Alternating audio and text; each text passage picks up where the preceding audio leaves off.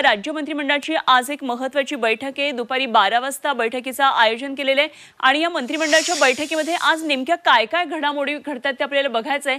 सध्या महत्त्वाचे दोन मुद्दे आहेत, ते म्हणजे राजीनाम्यांसंदर्भातले। धनंजय मुंडे आणि माणिकराव कोकाटे यांचा राजीनामा घ्यावा यासाठी विरोधक सध्या आक्रमक झालेले दिसतात।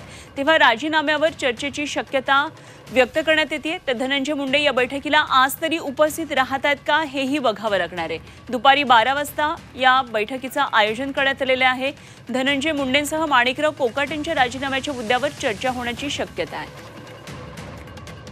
आणि या संदर्भात आणखी माहिती जाणून घेऊया। आमचे प्रतिनिधी ओम देशमुख आपल्याबरोबर जोडले गेलेत। ओम, आज राज्य मंत्रिमंडळाची महत्त्वाची बैठक आहे। सध्या मुद्दा गाजतो आहे तो माणिकराव कोकाटे आणि धनंजय मुंडे यांच्या राजीनाम्यासंदर्भातला।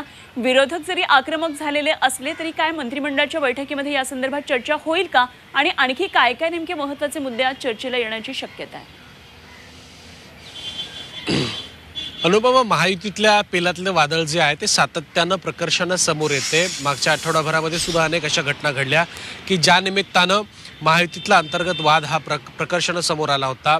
सिडकोचं प्रकरण असेल, पणन विभागाचा निर्णय असेल, माणिकराव कोकाटेंचा विषय असेल किंवा इतर अनेक महत्त्वाचे मुद्दे असतील ज्यावरून कुठेतरी महायुतीतल्या अंतर्गत वादाची चर्चा प्रामुख्यानं होत आली। काल माणिकराव कोकाटेंनी जे विधान केलं होतं की मंत्री आणि PS नेमण्याचा अधिकार सुद्धा आम्हाला नाहीये, त्यावरती मुख्यमंत्र्यांनी अत्यंत आक्रमक आणि स्पष्ट शब्दामध्ये प्रतिक्रिया दिली की हा अधिकार सर्वस्वी मुख्यमंत्र्यांचा आहे। कदाचित माणिकराव कोकाटेंना याची कल्पना नसेल आणि ज्या व्यक्तींवर दाग आहेत, ज्यांच्यावर चौकशी सुरू आहे किंवा जे फिक्सर आहेत, अशा कुठल्याही व्यक्तीला मी PS आणि OSD म्हणून नेमू देणार नाही, असा स्पष्ट इशारा काल मुख्यमंत्र्यांनी माणिकराव कोकाटेंच्या विधानावरून दिला होता। त्यामुळे जी एक भूमिका आहे ती खूप स्पष्ट आहे की राज्य सरकारचा कारभार हा स्पष्ट असेल, स्वच्छ असेल। या सगळ्या राजीनाम्याच्या चर्चेच्या पार्श्वभूमीवरती काल एक बातमी आली होती, तिची सुद्धा क्रोनॉलॉजी आपण समजून घेतली पाहिजे की पंतप्रधानांनी मुख्यमंत्र्यांना पारदर्शकता आणि भ्रष्टाचाराच्या विरोधात फ्री हँड दिलाय।